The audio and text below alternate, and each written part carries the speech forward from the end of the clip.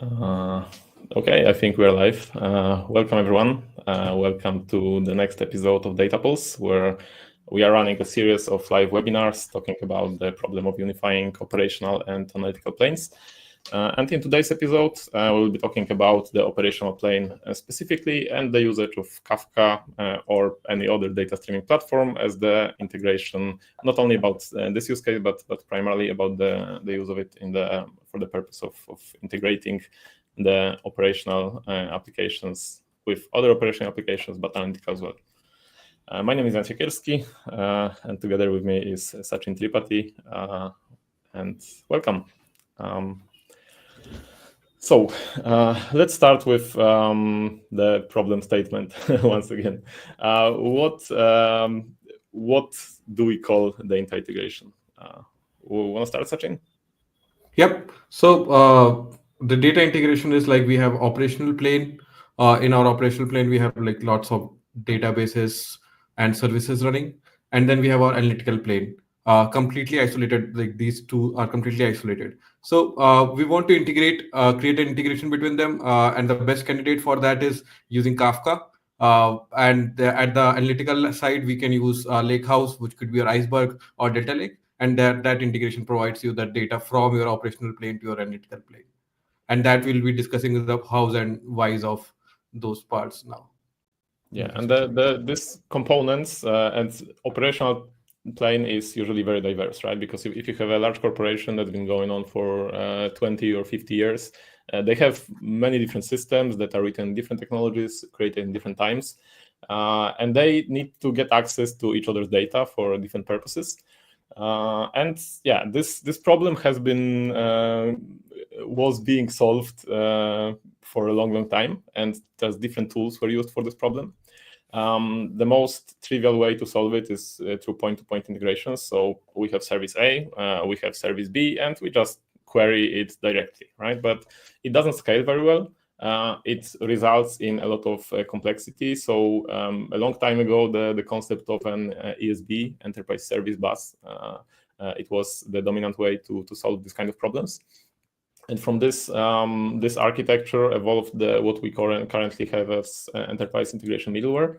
I think the largest system that's used for this purpose is MuleSoft. I've worked with this a good few years ago. The way the systems of this class work usually is that they allow you to orchestrate the different integrations that you need. For example, if you have event-driven microservices, you might be defining there how do you want to distribute the messages, and maybe you want to have some more advanced conditions on what happens if there is no reply to a request message, for example. And this is a third-party platform independent of the application it's integrating, usually driven through APIs. Primarily synchronous. This was the dominant way to coordinate a long time ago, but also asynchronous. But because this is not a stateful platform, usually the messaging system would be another system that this tool needs to integrate with as well. And messaging systems, messaging differs from data streaming in this primary way that messaging systems usually don't provide data durability. So they they distribute messages in real time. Who's subscribed today will get what's published today, right? But it's hard to reconsume the data that was being published a week ago. Some systems have this, but this is not the default, definitely. And here we have some really cool solutions. Yeah, I lost you. Oh, okay. I'll switch to the backup internet. Yeah, can you hear me? Yes, please go on. I'll switch to the different connection. Sure. Yeah. So we already discussed on the messaging systems. This is the major nuance around that is once the consumer consumes it, the message gets deleted from that queue. And now let's talk about the batch ETL, right? So once we talk about the batch ETL, so batch ETL is for your analytical refreshes or your historical backups, and it is as fresh as your last run, right? So but then it's not like it do not solve any use cases. There are a lot of use cases which get solved by this because and they do not need streaming queries or streaming data, because streaming data also comes with their own cost. So like this analytical refresher and those things could be solved by batch ETL, and then batch ETL publishes the data into the analytical format, into the columnar format, into your warehouses, and then you can use those columnar formats for analytical purpose. Yeah. Hi, back again. I'm back. Yeah. So we discussed batch ETL. Maybe you can continue with the data streaming platforms. Sure. So data streaming platforms, when Apache Kafka was born in, I think, 2010, 2011, the primary difference was, first of all, the data durability that I've mentioned already, but also the high volume it supports. And modern messaging systems can handle high volume as well. I mean, the scalability limits have been sort of solved. But still, the structure of a stream where you don't confirm each message independently, but just report where are you on this stream. You just need one number, right? You don't need to confirm everything independently. But while the scale has more or less been solved, the primary difference right now that remains is that a data streaming platform is a data platform. You have your data here, for better and for worse, because it has certain downside as well. And why Kafka is being used, and this is one of the main use cases of Kafka, and it's used very widely for this purpose. It provides fantastic capabilities that support that are very valuable in enterprise-wide deployment, because it can serve a very wide array of use cases, almost all of the use cases in this plane. First of all, it has low latency, and again, different systems in the plane will have different requirements, but if you don't support low latency, then you will not be able to fulfill all of them, right? So even though your 80% of your use cases don't need it, if you want to have a single solution for all of them, then you need to support it. And Kafka does. I think the mean latency number that I came up with is around 15 milliseconds in a highly available deployment. And it is extremely scalable. It is horizontally scalable. This was the game changer at the time. Right now, not as unique, but still just necessary. It is a durable data platform. It provides the strongest decoupling that I'm familiar with, because when the producer publishes, the data is already there, right? There is no temporal coupling. There is no situation where you need to be subscribed at the moment of publishing. You can start consuming and create a new product and just catch up with what's been going on for the past 2 years if you have the data in Kafka. It also supports pub/sub patterns and queues. It wasn't always the case. Queues were introduced in Kafka 4.0 a few months ago, and it's pretty early. I haven't heard about production use yet. I would love to hear some stories. But now, for a long time, Apache Pulsar was the main challenger to this idea, because it supported both. Right now in Kafka, we have both patterns as well. Schema evolution always has been a first-class citizen in Kafka and Kafka-compatible solutions, because if you have a topic that is supposed to live for years, you need to, the schema will change. Even if it's pretty stable, it will need to change eventually. New requirements, new discoveries, new use cases. Every schema evolves over time for a system that's actively used. And Kafka has been around for like 14, 15 years, and it has been the dominant solution in the space. So the ecosystem is massive. For a long time, data streaming was done primarily through dedicated clients. But right now, there are tons of platforms that support it. Flink is really big, but there are also new modern real-time data pipeline solutions. There is governance growing on around all of this, and if it's possible to do, it's probably already there, right? So because of this, if you choose this approach, you are future-proofing your architecture in a huge way. And specifically for the purpose of integration, Kafka Connect and CDC, Debezium is the very popular solution in the CDC space. Specifically for the problem of integration, this is a critical aspect and a huge value of Kafka. And the way it works, if you're not familiar, Kafka Connect is an open source solution that's deployed as a cluster that provides sinks and sources. So it allows you to move data from and to Kafka and different integrations. It has tons of open source battle-tested connectors. You might run into some limits here because these are done in a declarative way, but they are extremely battle tested, the popular ones, of course. Whenever you come up with a problem of integrating with an external system and you think about creating your own API client, right? Because this is just a REST API, I can do this myself. It's it's always the best to check whether you have a connector that will work better. Because if you write it yourself, you just have much higher probability of introducing not knowing everything and introducing some issues there. And also it's just more code, higher maintenance cost. If there is a connector ready, and there probably is, then this is the best approach to for this problem. Yeah, it's always better to reduce the code, right, as much as possible, which is what Kafka Connect basically provides to us, providing us the source and destination connectors by itself. One of the not should I say as a problem statement, but like you have to manage the cluster of Kafka Connect, right? Kafka Connect, so it's always explained like you should have a dedicated cluster for Kafka Connect as separated to your Kafka cluster, so as to not spike the CPU usage and things like that. Ian, do you also want to talk about bentos here? That's a exciting. Absolutely. Kafka Connect is just one solution in the problem of integrating Kafka with something else. There are other solutions as well.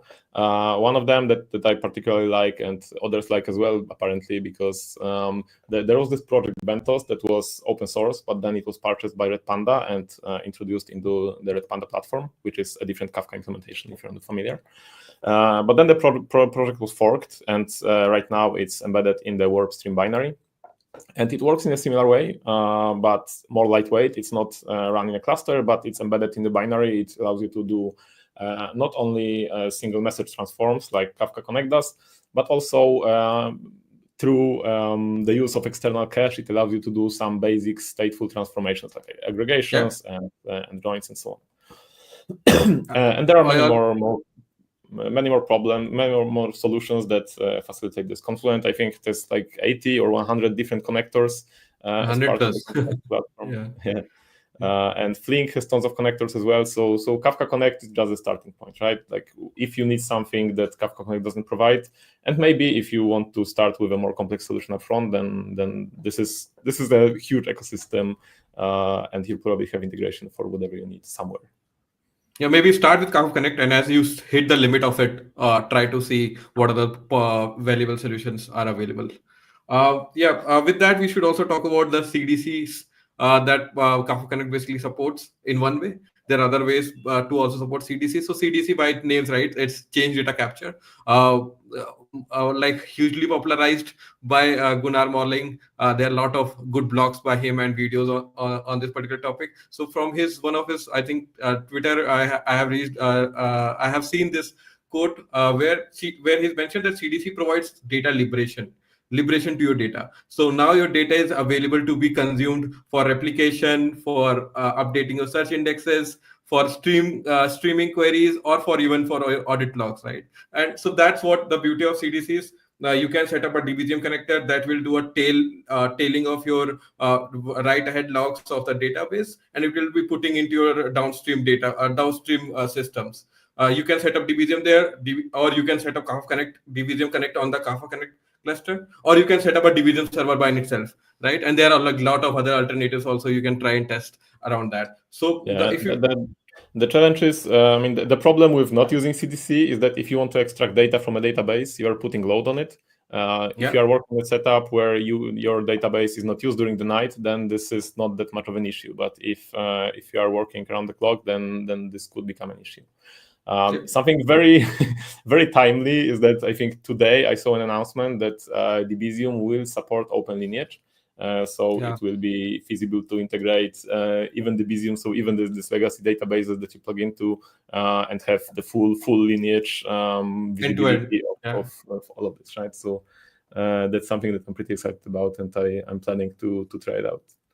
Yeah, this is very interesting. Like having the whole end-to-end lineage would be very interesting to see. So yeah, as Ian already mentioned, the major difference between CDC versus batch loading is with batch loading, you'll be putting pressure on your systems, and it is not as fresh as CDCs. CDC is the freshest way to move the data. So all your insert append deletes, you can just update your downstream systems right away. With your batch loading, you'll be like con setup will be running or polling your source systems and then putting into your downstream systems. One other use case of that is outbox pattern, right? And again, like it's one of the favorite topic of Gunnar Modeling. That like we both are sharing the content published by Gunnar Modeling to increase our more knowledge on that part. So outbox pattern basically came into existence to solve dual write problem. If I can just take a couple of minutes to explain what dual write problem is. So let's say you have an order placed, and then you have a lot of other microservices. So whenever you place an order, there is a payment microservice, there is a notification to a user microservice, and as an order is placed, the order placed microservice needs to update its internal state as well as needs to publish an event to the other microservice so that they can do their activities accordingly as per that event, right? So and both has to happen atomically. So internal state updating as well as updating other services should happen atomically. If one of the things happen and the other do not happen, then there's a lot of issues with that. So that's basically a dual write problem. The dual write problem is solved by outbox pattern. The way it is getting solved by outbox pattern is inside your same database where you want to update your internal state, have an other outbox table in which you push all the states, all the changes that you're putting into that outbox table. And then there's an outbox relayer sitting over the outbox table, which is relaying all the information getting updated into the outbox table and pushing it to Kafka, right? There are some nuances. And this way you can get this atomicity through databases ACID transaction, right? You get both sides and you have confidence in it. You still might not might fail when you are trying to republish this from the outbox, but then the connectors have a retry mechanism and failure and so on. Yeah. So there are like a little nuances there whenever the outbox relayer is passing to Kafka, like exactly once and at least one semantics. So they promise at least one semantics. To achieve exactly one semantics, you can either depend on the older way of UUIDs where a consumer have to keep a track of all the UUIDs, or you can go with the LSN of Postgres or things like that. Yeah, so that's on a high level is what outbox helps to do. Yeah, and it's a really established pattern, and it's best to use CDC for it. However, there is a change coming that might take the first position, first default solution from the outbox pattern, and it's two-phase commit support in Kafka. It's currently under development, at least it was 2 or 3 months ago. And two-phase commit is a distributed transaction protocol, and this will allow us to achieve this atomicity and consistency without the use of outbox. But right now, this is the best solution that exists for this problem. And using CDC, something that I still wanted to mention in this context is I've seen it used in a risky way, where you have a relational database and you just mirror all of the tables and publish them to external consumers. This I consider an anti-pattern. Because it couples your internal model with your consumers. And even if you have a single consumer, even if you have just analytics that are kind of aware of your database model, doing it like this means coupling your consumers that you don't have direct contact with every day with your internal model, right? So it makes your architecture stiffer. It couples it with, and it's more rigid. It's harder to make changes confidently because your internal data model influences the behavior of consumers on the other part of the globe sometimes. And there are two good solutions for this problem. One solution is using the outbox pattern, and then the messages we create to publish, they are mapped from this raw internal model to external model that we commit to maintain. And this is good. This is really helpful. I've done this more than once. And what this also needs, you need to be able to modify the application. And sometimes, especially with legacy applications, this can be problematic. So the other approach that is even more decoupled is that you plug in CDC, you publish to Kafka to kind of raw tables that are published to constantly. But these are internal tables. And then you plug in an aggregation solution, like, for example, like Flink pipelines that build the actual events that you commit to publishing. And what all of this does, it isolates your internal model from what you publish to the outside consumers, which is very valuable, because then if there are changes, then you can control the changes and control the impact. Sometimes communicate beforehand that something's going on. Sometimes maintain maybe two versions of the topic or message that you are publishing. So two good solutions. One is create the outbox and map there, and the other one is publish as you go, but the topics you publish to your data model are internal, and then still map it for the external consumers. So we've talked about in general about Kafka's capabilities and Kafka's value for the problem of enterprise integration. But there are also problems that I've heard raised more than once, especially from developers of client applications, where I was asking about whether you use Kafka for integration. They said, well, why would we if we can have something lightweight like Google PubSub or SQS SNS? Right? And the question is very valid. This Kafka, Apache Kafka, is a pretty complex platform. It's complex in itself, but also it's complex to operate, because this is a data platform that manages data, that stores data. If you lose this data, you run into trouble. You will have business impact, certainly. The question is how much. And the problem with managing this large volume of data, because Kafka is used mostly in high volume scenarios, is poor elasticity, because you store 3 copies of each data point distributed across your cluster. If you want to scale up, you cannot just add brokers and then hope everything is well, because you will need to redistribute this data to keep more or less even load on your cluster. And if you have hundreds of terabytes of data on your cluster, you scale up, you need to move this data. These are huge costs. And also it takes a lot of resources of your brokers. And because of this is usually done rather slowly. So you cannot just scale down for the night and then scale up for the day, right? This just doesn't happen with pure Kafka. And another big issue is resulting from the way that cloud hyperscalers incur pricing on cross-AZ networking costs.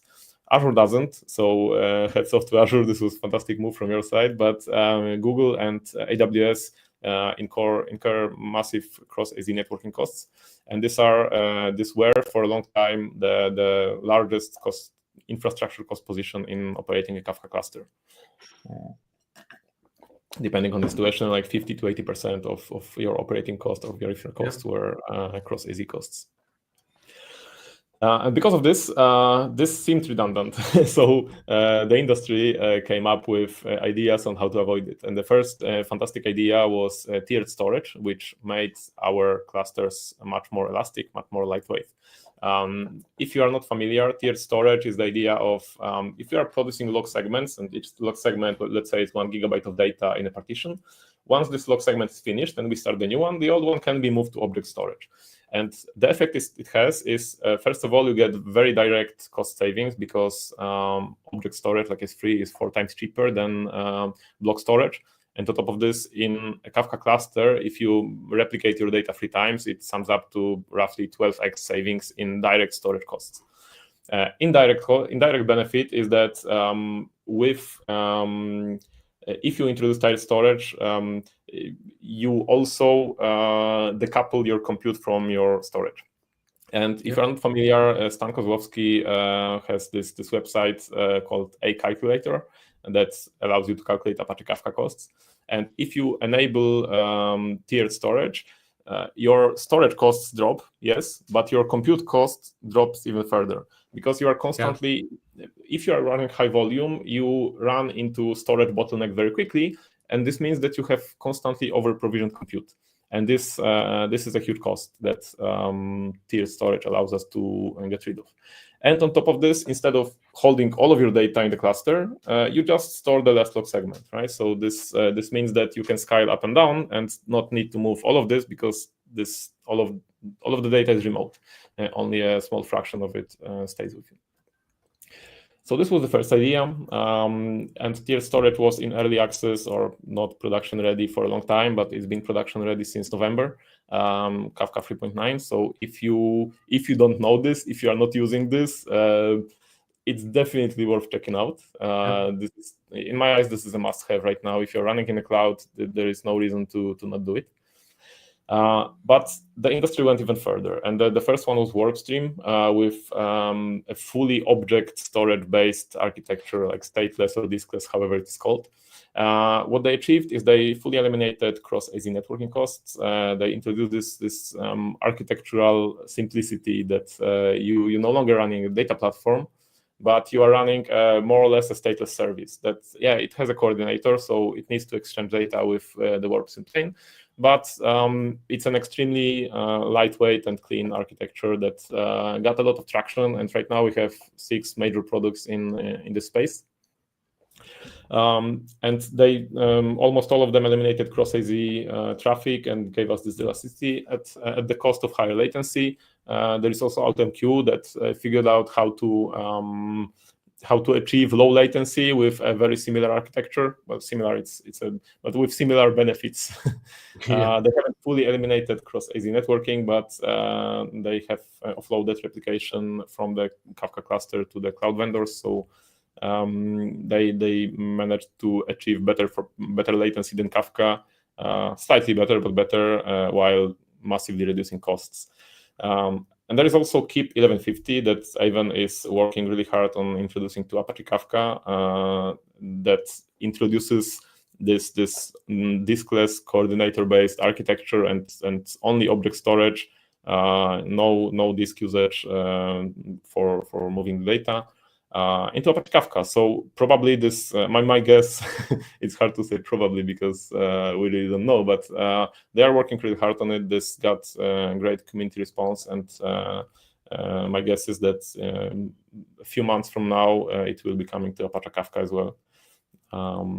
And so in the current scenario, which one is your favorite? Like we have a lot of candidates right now, AutoMQ, BuffStream, and those things, right? The BuffStream had some latency issues, but what's your favorite right now in this I have many favorites. I don't want to pick sides because each of these solutions is good at something specific.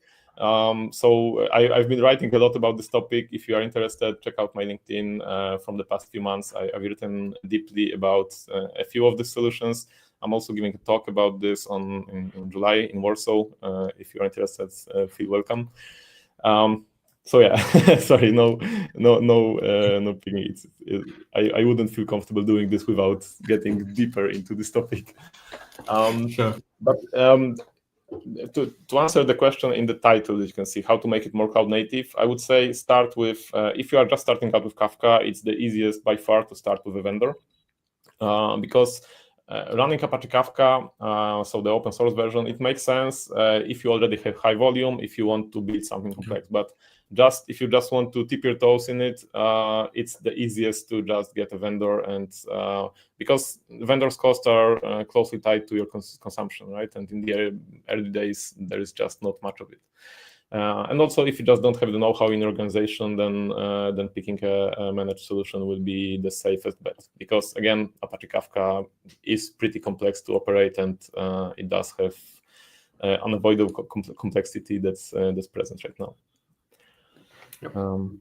Okay. So we were talking about the engineering side of things and how the capabilities that you can get here. But Sachin, maybe we can talk a little bit about the use cases.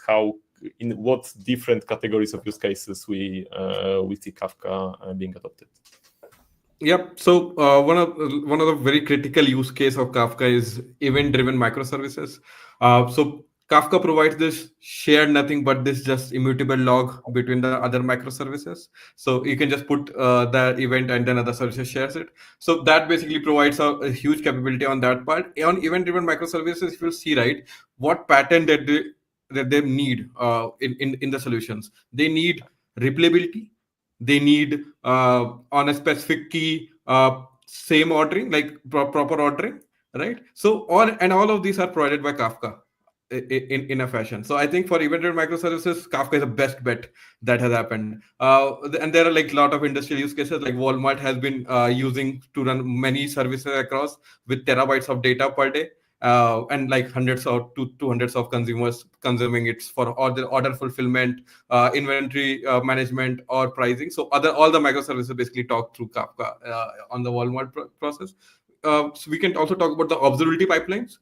This is very critical in terms of for the usage of Kafka, and also we can discuss like what are the patterns that observability pipelines basically needs, right? So the basic patterns is they are too write heavy, like there are too much logs because there are too much microservices and each microservice generates a lot of logs. So the logs are too huge in number, and also they need a fan out to different consumers. So like you might need to update your real-time database, search index, or whatever, right? So there are like a lot of fan out consumers, and this is the perfect fit for Kafka because Kafka provides the cheapest fan out to different consumers, right? So and there where observability pipelines fit. I think Slack uses it for their observability pipelines with around 1 million messages per second and 6.5 GB data per second. And then we have like this real-time data pipelines. Again, the pattern that it needs in its solution is ingestion, processing, and then integration. Ingestion, we already discussed about the CDC pattern. Processing, we can do like with the stream processing and integrate with icebergs of the world, right? Iceberg and the lakehouse part of that. So we can provide and update feature tables. We can also provide faster data. We can put data into your delta lake or lakehouse or in those things and do medallion architecture like bronze, silver, gold. So everything is possible. So like there are different real-time data pipelines use cases as well here. Yeah, and observability is especially relevant in the Diskless space because here we have very high volume. Like the amount of logs that we generate is just a lot. But also most use cases are not that latency sensitive. Almost none of them are. Like stuff like fraud detection, it's very latency sensitive, right? But you could argue that this is not really observability, but an actual active operational system. I did speak with the founders of Workstream a while ago and asking about specifically that, like, where do you see the most adoption? They said, yeah, observability. This is the highest use case category, and it makes perfect sense, right? This it's not as latency sensitive, but also massive volume and happy to optimize. Enterprise integration, this is what we are talking about today, right? So I don't want to get into this. This is already widely used, and I think the most impactful or the most visible use case of Kafka. But one interesting story that I've read about successful implementation of the Confluent platform was by Kai Werner about introducing a Confluent platform into Royal Caribbean. This is a cruise ship company that is the ultimate edge location, right? A ship is the ultimate edge location because you have a control room with where you can run servers, but then you go into the open ocean or the open sea or the open bay, and you lose internet connection for a long time. So you need a stateful system that will be able to serve the user's applications locally. But then when you arrive at the port, you can synchronize, exchange the data in the same format, and then just keep operations going as usual.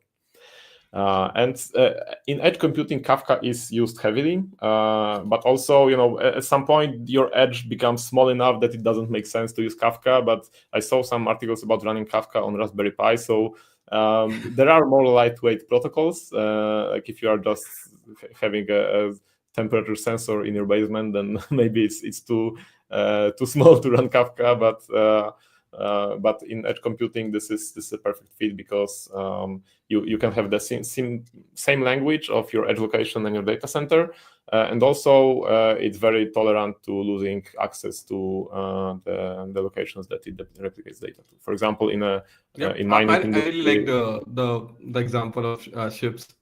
So I think Yen, I lost you again. Can you hear me? I can hear you. Yeah. Yeah, but in even mining industry, even a remote warehouse, right, where you might just be sitting on the outskirts of a small town, you might not get as reliable internet connection as you might in a AWS data center. Yeah, definitely.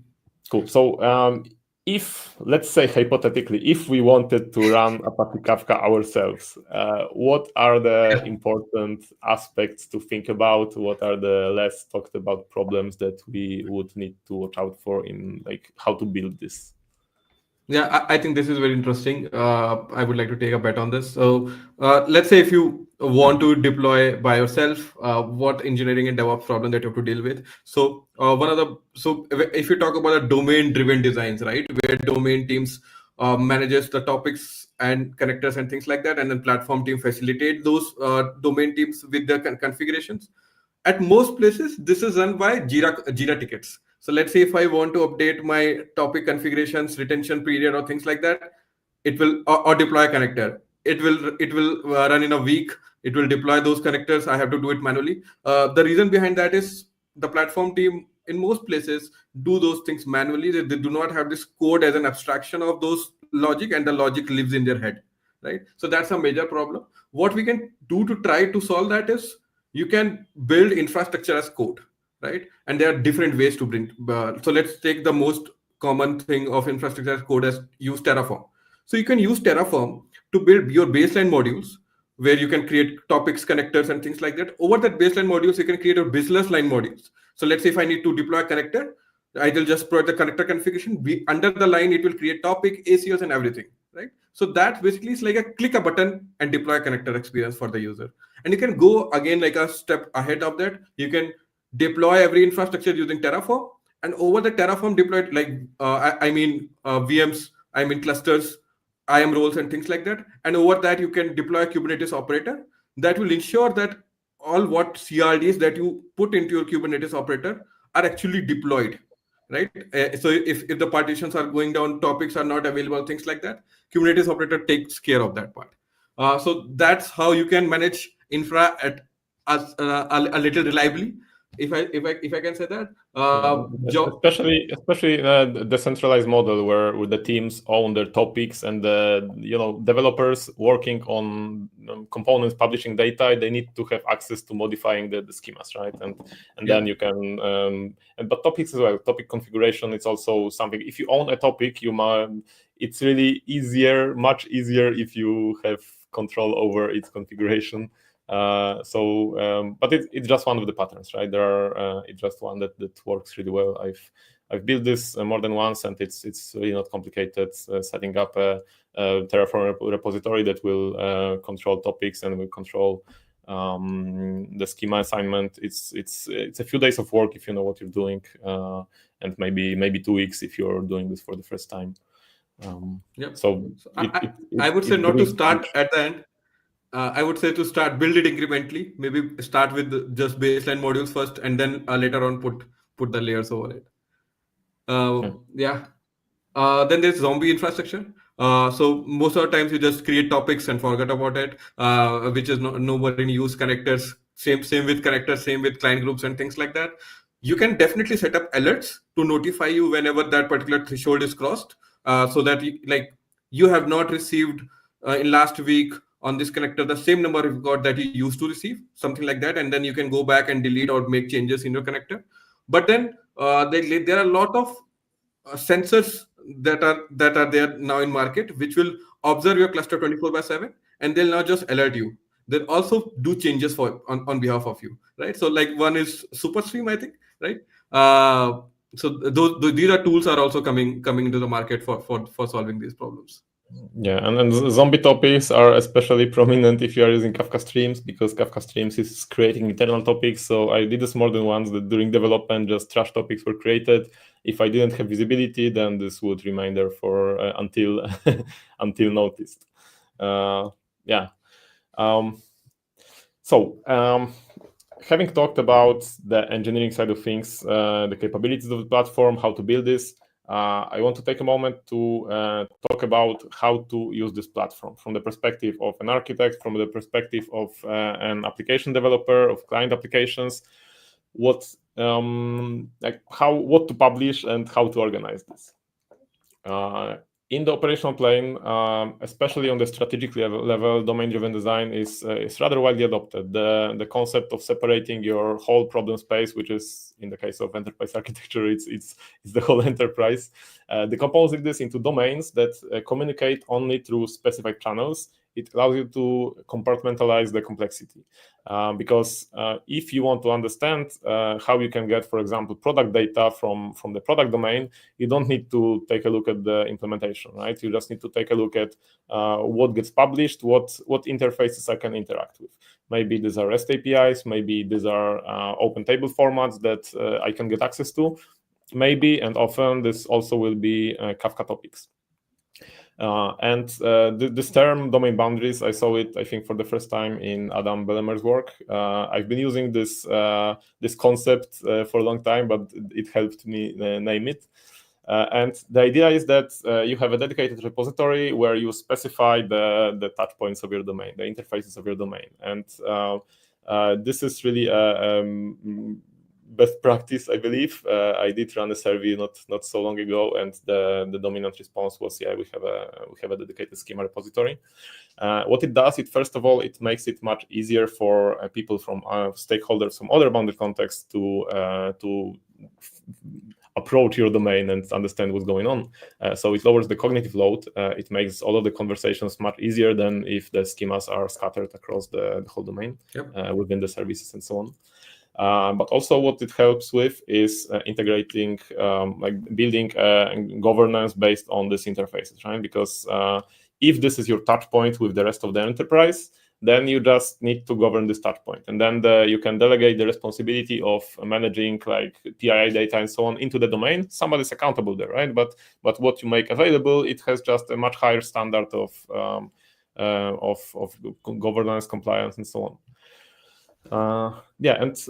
Regarding how to structure this, there are two concepts from DDD that DDD is a bit of a polarizing topic. Not everybody buys into this. I do. I think this is the best way to navigate complexity that I know, and a nice overall comprehensive framework. And there are two concepts that I want to talk about. First one is business events. Business events are an abstract concept, not tied to the implementation itself. This is something that happened in the business. It will have, it will be reflected in code, but it can be abstracted away to just a definition of a piece of data, right? So, for example, a customer going through a shopping list, they click the checkout. Yeah, the customer has checked out, right? Something's happened. Business event happened. For example, your truck is going from warehouse A to warehouse B, but it went off course and it's right now not on the track it's supposed to be. This is a business event, right? An anomaly that we want to make notify the rest of the organization about. And these business events are very granular, and they happen on aggregates, and aggregates are entities grouped together to make a whole that makes sense, right? For you could say that a truck is an aggregate of a truck, a driver, a mobile app installed there, and the cargo, and maybe a few more things in the context of certain application or a certain subdomain. So this aggregate will have multiple business events, and it plays really well with Kafka because Kafka can in a single topic, you can choose topic record name strategy that allows you to have multiple different schemas in the same topic.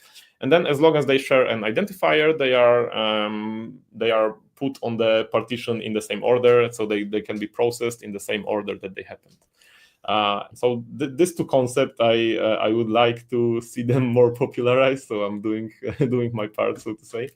And they are really really helpful concepts to start with if you think about what should I actually publish. So business events and aggregates. And where business events are very granular, aggregates can be a state snapshot of, for example, a product. If you are managing a product catalog, you publish your most current state every time. So if somebody's processing sales transactions and need to enrich it with some details of a specific product, they just have an ID, they can just join the stream, right? And then they have access because you've published your aggregate to your data streaming platform and made it available. Cool. So this was the logical architecture, information architecture, data modeling part. we will have a dedicated episode about stream governance. The topic is large and fresh and very important to us, especially in the context of integrating operations and analytics. It's a large topic. The areas of governance that you might be familiar with are listed here. So we have schemas. We might have semantic validation, so detailed data quality rules. We might have stream lineage that allows you to visualize the journey of each piece of your data from the moment it's captured to the moment it's processed here, and then we had an error and so on. We have data contracts and data catalogs, so external tools that allow you to document, discover your data product and so on. And then security and encryption. This is a huge topic. We'll have a dedicated episode. Something that I want to mention because it seems to be on the rise is Kafka proxies. There are a few products. You probably might be familiar with Conductor. This is, I think, the most well-known and a great comprehensive solution, very mature as well. But there are other products and different categories of proxies. You might have Proxylicious, which is a lightweight proxy that you might do on the backend side to introduce schema validation to your Apache Kafka cluster. You might have Kong that is designed to be a proxy for both asynchronous and synchronous APIs. But also on Current, there was this presentation from OpenAI where they talked about how they did a proxy to reverse the Kafka protocol, so that instead of clients calling the broker through a proxy, instead the clients were exposing an endpoint and they were just pushed data from by the proxy that it pulled from the cluster, right? So there are many different use cases here, many different problems that you can solve. Proxy is a very, very generic pattern. And client-side proxies, broker-side proxies, this is a huge topic, and this space is finally coming to more prominence, and we are just discovering the new capabilities that get discovered here. I think this again, like this one slide can be broken at least like into two different sessions, but at least one session is what we are planning right now. Yeah. We can talk about the stream processing a little. Like again, this would be again one of our core discussion points in one of our episodes. But what we are planning to just give you a highlight of what are the stream processing options that we have right now. So as we already discussed in our real-time data pipelines, right? There is no waiting time now. You can put your like CDC, ingest the data, do stream processing, put into your integration layer, and run your pipelines, dashboards, ML features and things like that. So there's no waiting time on reporting an insight as such, right? Latency is again tunable. You can tune it as per your requirement as much as what you need. Basically, you do not need the streaming real-time database at a high scale. All those things is tunable. You can play around that. There are a lot of solutions in this space, and every solution has its own school of thought. So Flink is from the era of MapReduce, where their compute and storage is tightly coupled. They provide you programmatic access APIs by which you have to build the streaming processing logic, where you process the stream that's coming. Then there is like the successor of that era, which is like Rising Wave and Time Plus, right? So they are more on a streaming database sort of school of thoughts, where they provide you a SQL based interface and provide your materialized views on which you can run your streaming queries and do the analytics. Rising Wave also provide putting like decoupling the storage and compute as opposed to Flink. So you can have user object storage or S3 to put your storage there. Time Plus also have similar concept. They use ClickHouse for that pattern. So we are planning to have a complete one session discussion on these promising technologies and their use cases, and walk you through that. Yeah, and they also differ in complexity a lot, and again, a whole dedicated session. But you can, and I watched, I think yesterday, I asked Rising Wave about customer stories so that I can talk about here. And one resource I got was that the use case of EV, maybe I'll. And the use case was for in the EV business. I think this was Siemens. And they had two sources. One was the charging stations, another was device sensors, and they were publishing to Kafka topic, and then they went through the whole like medallion architecture, right? So they had raw data in bronze and Then they had cleaned this and unified this into the silver layer, and then in the gold layer they had ready for consumption by dashboards. And the end-to-end latency of this it was real time. It was, I think, the number was around 1 second or 2 seconds. It just real time data. We already have this capability, and if analytics write processing in SQL, then Rising Wave supports SQL, Flink supports SQL. It might be more complicated SQL because of the temporal complexities, time windows, and so on. But it's there, and if you have a use case that really needs real-time data, it's the capabilities are here.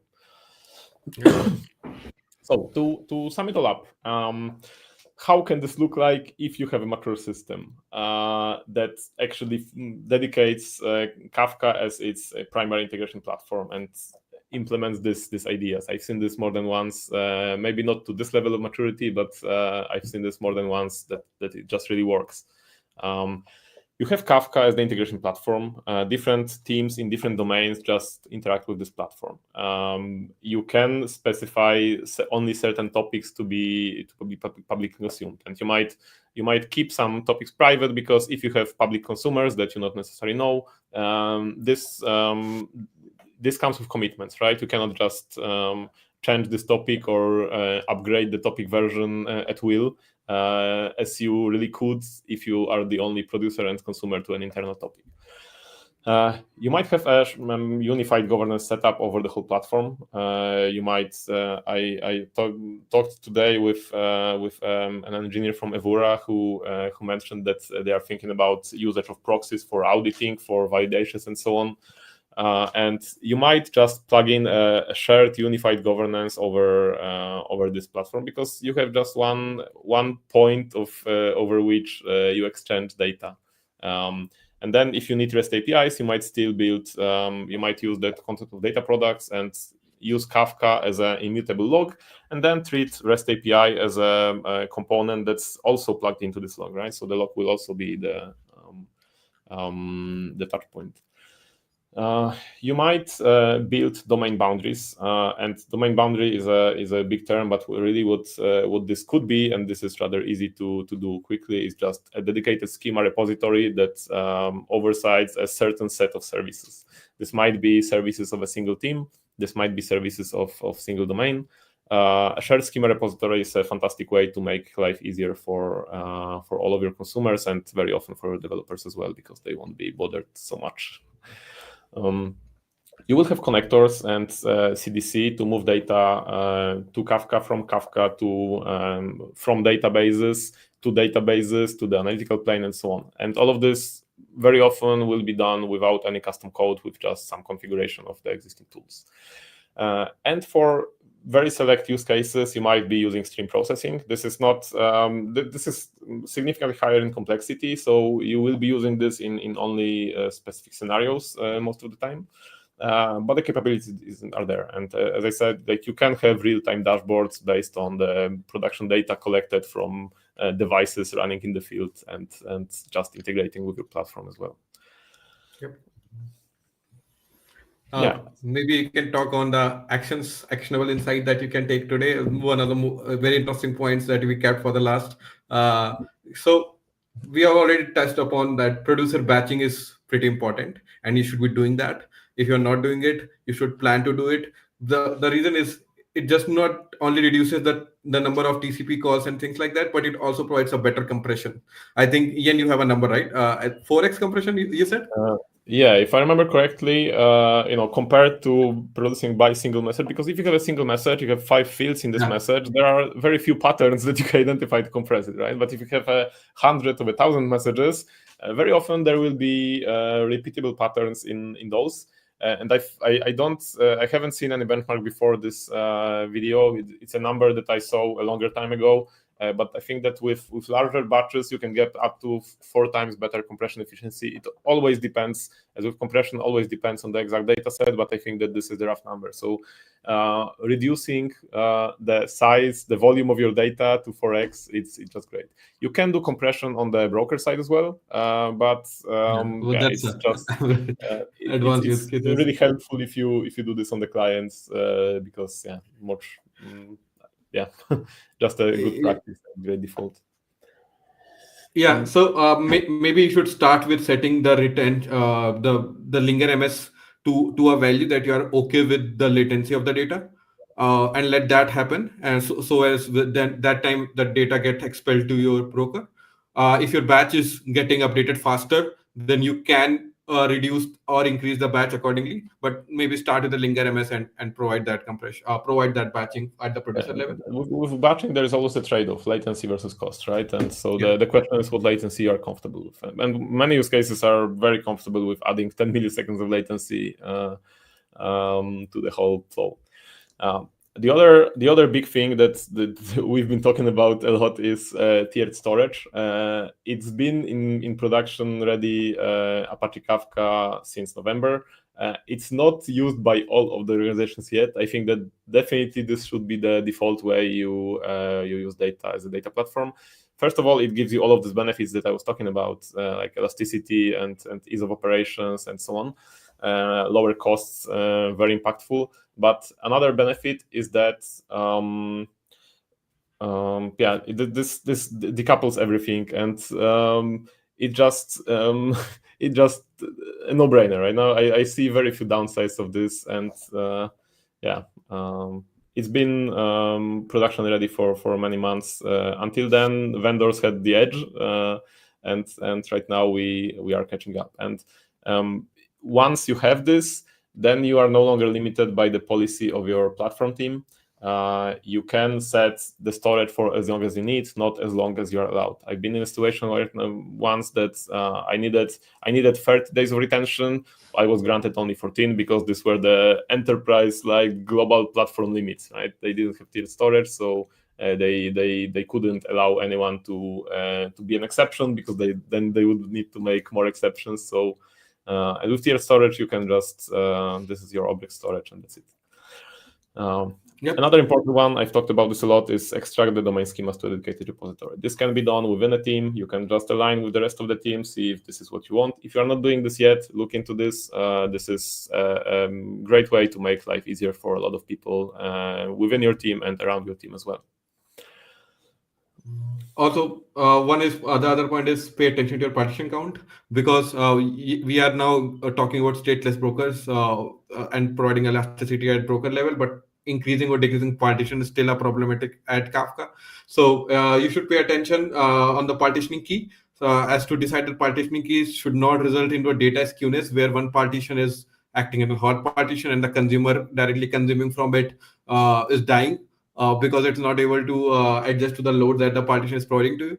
So decide partition key properly so that you do not have to deal with the number of partition later. Already discussed, though it's still in work in progress, but do consider stateless Kafka brokers, and already discussed the points.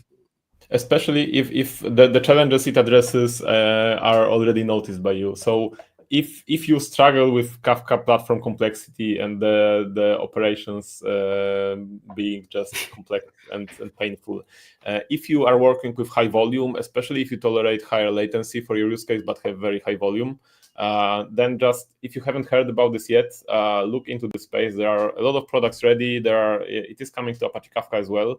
There are open source products available in this category. So you might, until the Diskless topics are here, you might be using a different solution that can supplement your existing data streaming platform. I'm betting strong on this architecture. I think that this will be the primary way that we'll be doing data streaming like 2 years from now. And products are already here. The huge cost savings are like 5x, 10x cost savings depending on the situation, but this is a lot of money to be saved, and the simplicity, it's a bit harder to price, but the value proposition is very strong. Yep. And something that we've mentioned already as well is that if you are either working with low volume or you are only introducing Apache Kafka or any other Kafka compatible solution into your setup, definitely worth considering our managed solutions. They differ a lot in the compliance with the Kafka protocol, in the way that they are organized.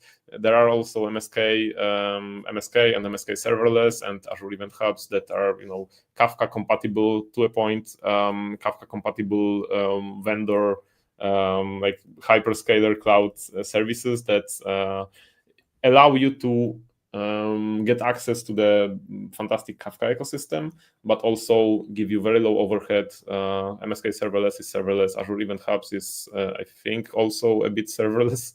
A bit, it's always a scale. Yeah, so this is the great starting point to see what can be done with it. Yeah. Okay, this was everything that we have prepared for you today. We'll start the Q&A. If any questions pop up, this would be great. Once again, my name is Jan Siekierski, and together with me, Sachin Tripathi, we are running this cycle of webinars and live shows talking about the large problem of operational Antika integration from the perspective of the outsiders. So we are not focusing on vendor solutions, but we are thinking about how can you actually build this with your own hands based on mostly open tools. We have a question. Hey Jan, Sachin, curious questions. How to decide partitions? In my case, I have a data which I partition on country, day, month, year. And how partition became more than 42K. Right. So the question is like how to choose a partition key, right? And that's so it's best if your partitioning key is allows for an even distribution. And one approach and one cautionary tale that we can share, I guess, is that if you use, for example, a customer ID, there have been situations where customer ID being used resulted in organization pivoting a little bit to have 80% of revenue coming from a single customer, and then they discovered that this was not a good partitioning key. So a rule of thumb is think about where do you need to preserve order? Do you really need to preserve order on a country, or do you need to preserve order on a day, or do you need to preserve order maybe on a vehicle ID or whatever your topic is, right? So the partition key will decide which messages get preserved in order. But apart from this, the other one is that you want to have a balance between your partitions. And each partition will have a throughput limit. So more granular is better than not granular enough. 42K partitions, I don't know what scale would this be helpful for. You probably don't need as many. I don't know the use case in detail yet, but the good rule of thumb is that remember about this ordering guarantees. This is very important, so that messages that where you need to preserve order, it's really helpful if they have the same key. Yeah, and apart from this, the other one is that you want to have a balanced range of and a preferably wide range of IDs that will be able to balance. Just adding to that, maybe you can also think about the throughput that you are expecting. So if you have already that plan, you can go backwards. So because every consumer can only read from one partition, so then that will also help you to get the partition numbers. I'm not really sure, like, are you talking about the partition at the Kafka level, or you're talking about the partition at the analytics object storage level? Because this country, day, month, year is also pretty common there as well. So yeah. If it is that, we'll cover in the next that gives to the introduction of our next episode. We'll be talking about the lakehouse architecture and analytics plane. So maybe we'll cover that there as well. And these partitions are not connected, right? Kafka can have independent partitioning key from Iceberg. Oh yeah. So it's for Kafka, what partition key determines is that what what level of parallelism you can get, right? Yeah, so please hold this question. We will definitely take this up in our next episode for Lakehouse Architecture and Analytics Plan. And thank you so much for joining today and discussing this question with us. Yeah, and the next episode will be exactly this, the Lakehouse architecture and the problems that exist in the analytical plane. If you don't want to miss an event, we'll be publishing every 2 weeks. So the next one is, I think, 31st, something like that. But on Monday at the same time. But if you want to get notifications, you can subscribe to YouTube and to the LinkedIn links that you can see here. We are always happy to discuss the problems that we raised during the sessions or anything else that you might find interesting. So feel free to reach out. And I guess this is when we close. Thank you very much and see you in 2 weeks.